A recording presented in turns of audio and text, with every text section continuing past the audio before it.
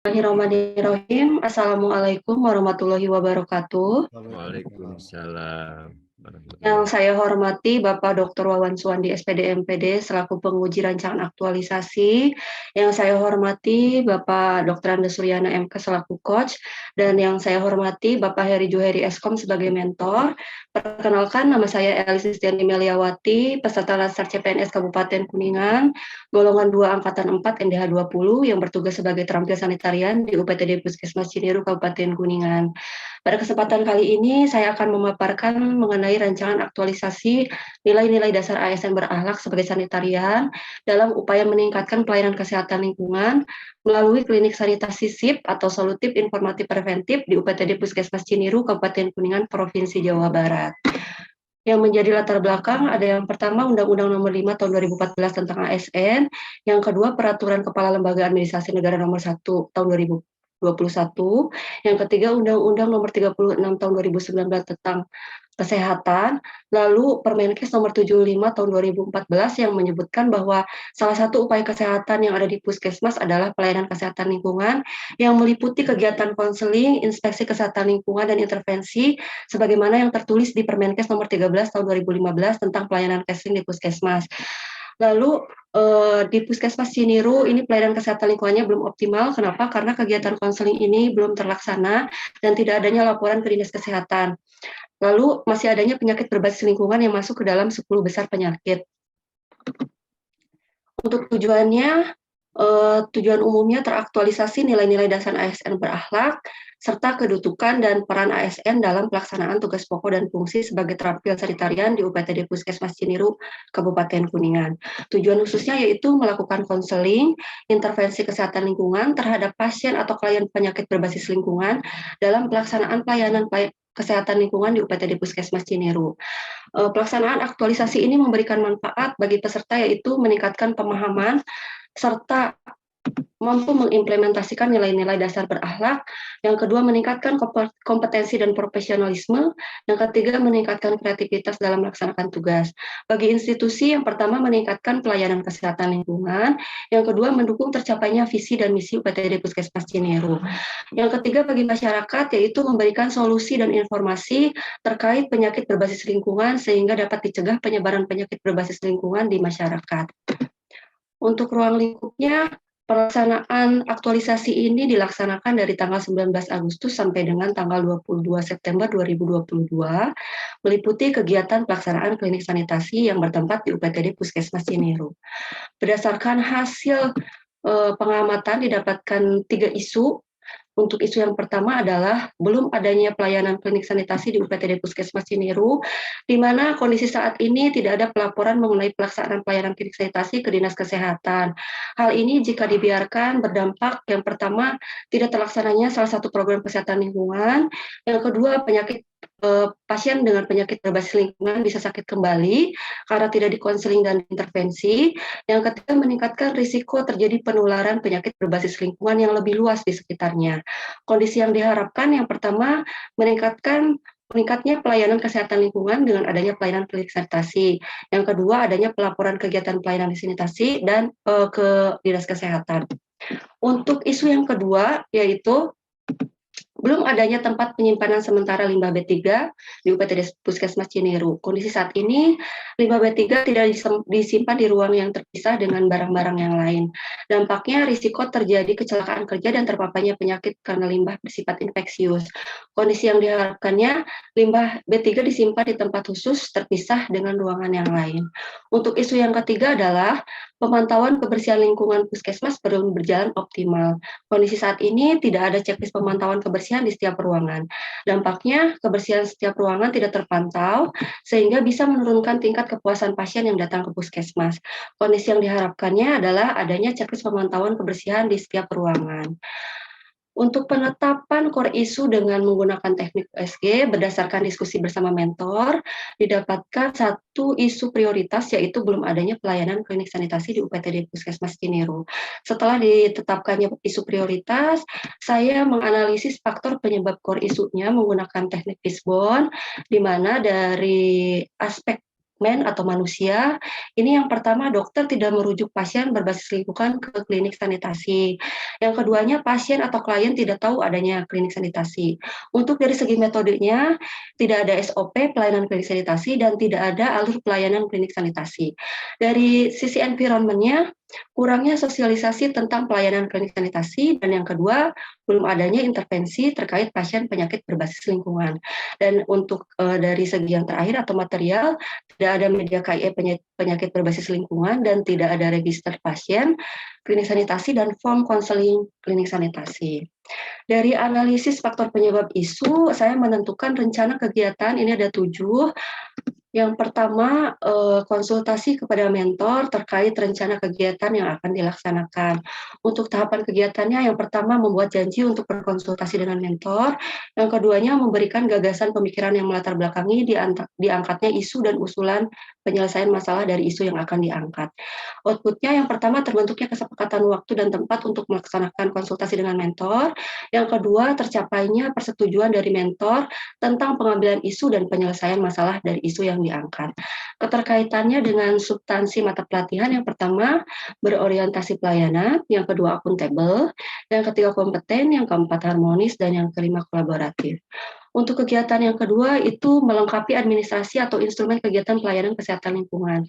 Untuk tahapannya yang pertama menyusun draft SOP, klinik sanitasi, draft instrumen pelayanan kesehatan lingkungan, buku register, kartu rujukan, lembar status kesehatan lingkungan pasien atau klien. Untuk yang kedua, mengkonsultasikan draft SOP dan draft instrumen pelayanan kesehatan lingkungan dengan kepala puskesmas dan mentor. Untuk yang ketiga, mencetak instrumen pelayanan kesehatan lingkungan. Outputnya yang pertama tersedianya draft SOP klinik sanitasi, draft instrumen pelayanan kesehatan lingkungan, buku register, kartu rujukan, lembar status kesehatan lingkungan pasien atau klien. Yang kedua tersedianya draft instrumen pelayanan kesehatan lingkungan, dan yang ketiga tersedianya instrumen pelayanan kesehatan lingkungan. Keterkaitan dengan substansi mata pelatihannya, yang pertama berorientasi pelayanan, yang kedua akuntabel, yang ketiga kompeten, yang keempat harmonis, dan yang kelima kolaboratif. Untuk kegiatan yang ketiga yaitu koordinasi penerapan alur pelayanan kesehatan lingkungan dan jadwal pelayanan. Untuk tahapan kegiatannya yang pertama melakukan koordinasi penetapan pola alur pelayanan ke poli umum dan poli KIA atau MTBS. Untuk outputnya tercapainya kesepakatan alur dan jadwal pelayanan CASLINK dengan tiap poli dengan adanya bukti dokumentasi saat melakukan koordinasi. Keterkaitannya dengan mata pelatihan, yang pertama berorientasi pelayanan, yang kedua akuntabel, yang ketiga kompeten, yang keempat harmonis, dan yang kelima kolaboratif. Untuk kegiatan selanjutnya yaitu membuat media sosialisasi pelayanan kesehatan lingkungan. Tahapan kegiatannya yang pertama merancang media sosialisasi yang berupa video untuk diposting di media sosial puskesmas dan leaflet. Yang kedua melakukan koordinasi tentang media sosialisasi ke petugas Promkes.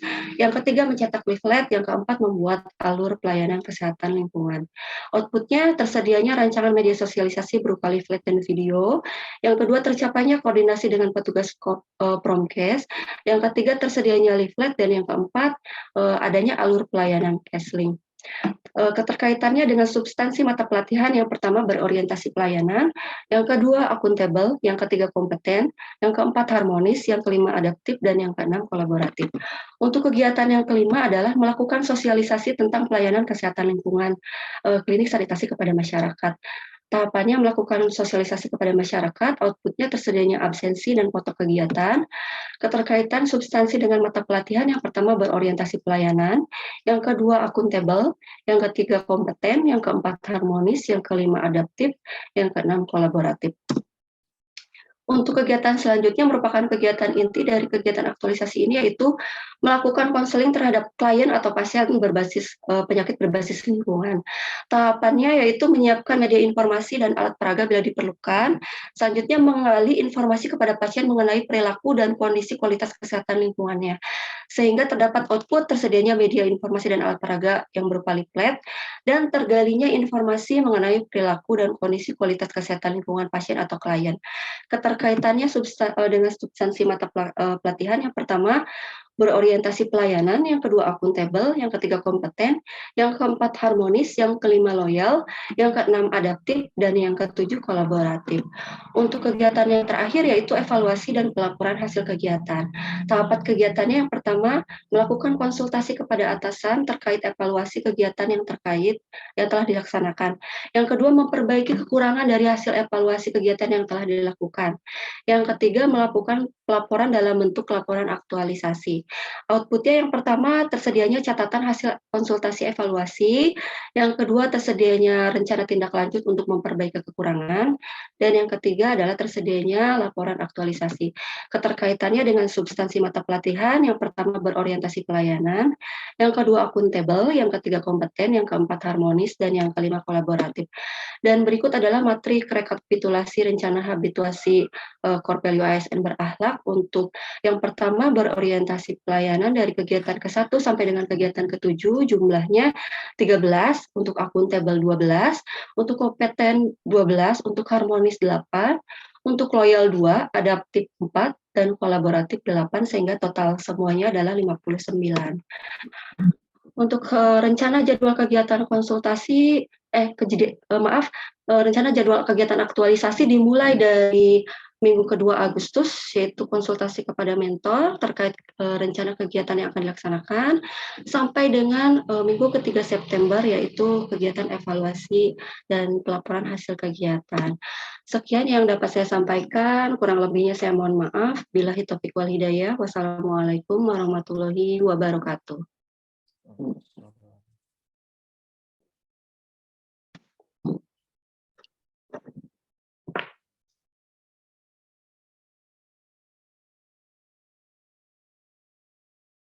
Kasih dari Elis. Untuk selanjutnya,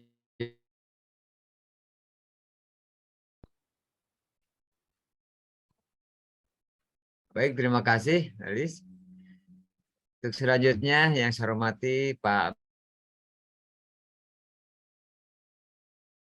Mentor,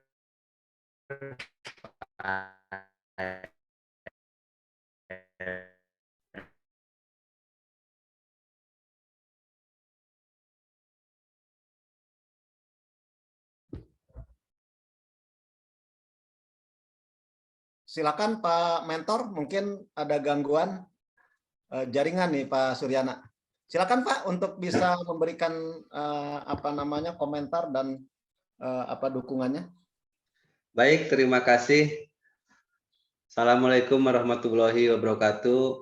Waalaikumsalam warahmatullahi wabarakatuh. Selamat pagi, salam sejahtera buat kita semua. Yang terhormat Bapak Wawan Suwandi sebagai penguji, yang saya hormati Bapak Suryana sebagai coach dari Saudara Elis. Perkenalkan, nama saya Heri Juheri, Kasubag TU UPTD Puskesmas Ciniru, selaku mentor dari Ibu Elis. Bapak penguji dan Pak Coach, Saudara Elis banyak berkonsultasi kepada kami tentang rancangan aktualisasi yang akan disampaikan pada latsar kali ini. Ada 3 isu yang disampaikan oleh beliau dan ada 1 isu yang menjadi prioritas, yaitu upaya meningkatkan pelayanan kesehatan lingkungan melalui klinik sanitasi SIP, solutif, informatif, dan preventif. Itu judul yang diambil dan udah kita sepakati juga. Ini memang betul Pak, saya tepat sekali judul ini diambil oleh Saudari Elis karena memang sesuai dengan kenyataan di puskesmas kita. Itu yang kondisinya saat ini tidak ada laporan mengenai pelaksanaan pelayanan klinik sanitasi. Jadi bagaimana kita mau melaporkan kalau programnya sendiri tidak dilaksanakan. Nah, untuk saat ini, untuk aktualisasi rancangan aktualisasi yang Saudara Elis ini, saya menyetujui dan mendukung sehingga nanti tidak ada lagi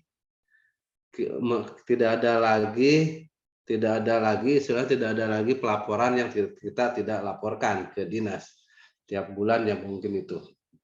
Kemudian dampaknya itu tidak terlaksananya satu program kesehatan lingkungan karena tidak dilaksanakan sama sekali. Kemudian penyakit yang berbasis lingkungan itu, pasien yang penyakitnya berbasis lingkungan itu bisa sakit kembali karena tidak ada konseling atau intervensi. Nah, setelah pelaksana nanti pas saat pelaksana aktualisasinya, saya mengharapkan itu benar-benar dilaksanakan sehingga pasien yang datang ke puskesmas kita diperiksa oleh dokter itu tidak akan kembali lagi dengan penyakit yang sama.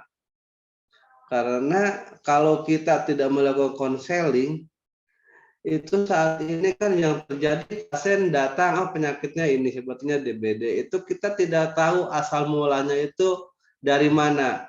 Nah, setelah kita konseling, kita akan tahu penyebab utamanya itu apa, dan kita dapat bukan hanya mengobati pasien yang sakit saat ini, tapi kita juga istilahnya sumbernya itu kita juga hilangkan sehingga tidak akan terjadi lagi penyakit yang dideritanya gitu. Jadi tidak akan ada kembali lagi dengan sakit yang sama.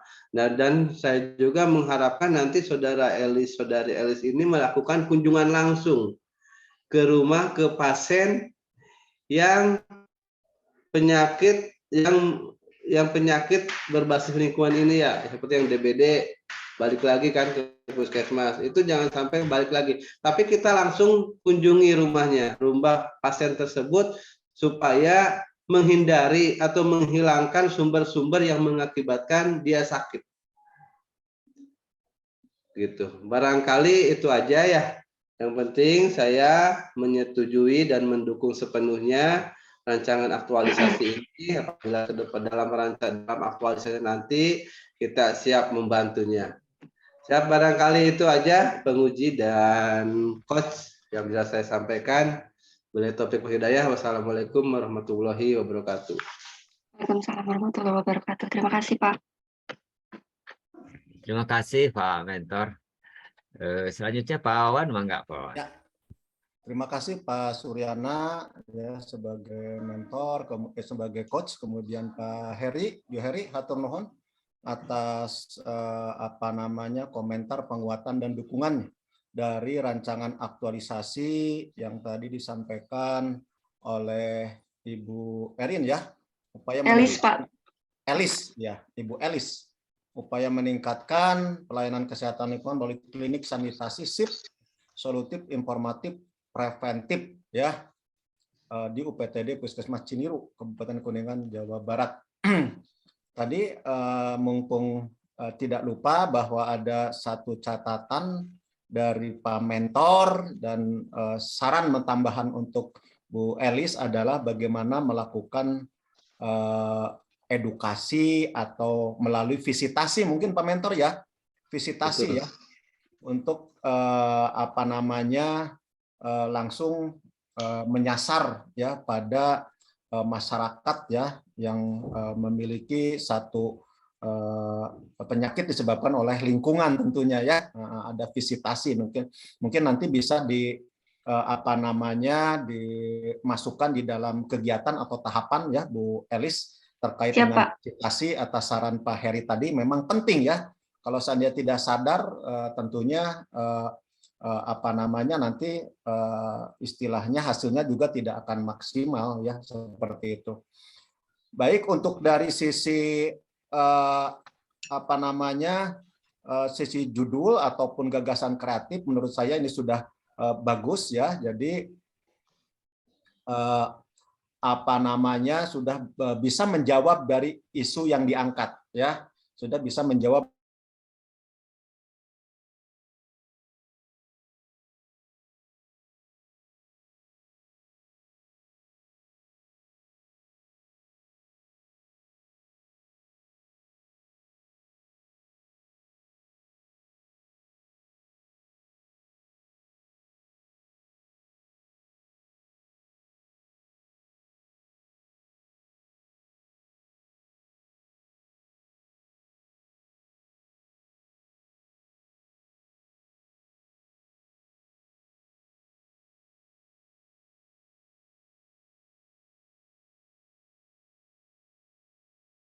dan preventif itu di dalamnya dibuat juga atau disusun juga SOP dan media edukasinya gitu. Iya, Pak. Ya, itu ya. Jadi Sudah bagian masuk di tahap kegiatan, Pak. ya di tahap kegiatan ya, baik ya, berarti sudah clear ya, bagus. Hanya tolong ini untuk tiap kegiatan baiknya minimal 3 tahap ya, Ya, biar siap. maksimal gitu ya. Misalnya kegiatan perayaan 17 Agustus, ya nggak mungkin kan kegiatannya upacara bendera, kalau di masyarakat di RT kan macam-macam kegiatannya gitu ya. Ya, Pak. Ya gitu, hanya 1 saja gitu ya, atau 2, itu minimal 3 ya gitu ya. Silakan untuk dilengkapi ya. Kemudian ini kan masih yang nomor 3 masih ada satu kegiatan 1 tahap ya. Ya, Pak. Siap. Tahapan 1 tahap. Kemudian yang namanya untuk semua saja ya. Kalau kegiatan untuk semuanya ini ya. Kalau kegiatan akan lebih bagus untuk membedakan antara bahasa kegiatan dengan bahasa tahapan. Kalau memungkinkan bisa bahasa kegiatan itu awalan P. Tetapi kalau konsultasi tidak bisa, pengkonsultasian konsultasi saja gitu ya. Nah, bahasa tahapan untuk membedakannya menggunakan awalan me. Kalau memungkinkan bisa menggunakan awalan me. Tapi kalau tidak bisa menggunakan awalan me, itu tidak perlu dipaksakan. Ini untuk membedakan antara bahasa kegiatan dengan bahasa tahapan ya. Jangan tertukar antara mana kegiatan ya teh mana tahapan kan gitu ya. Ya, siap, Pak. Misalnya nih membuat media, bisa pembuatan media sosialisasi ya. Baru kesininya MMM rancang mencetak dan lain sebagainya ya.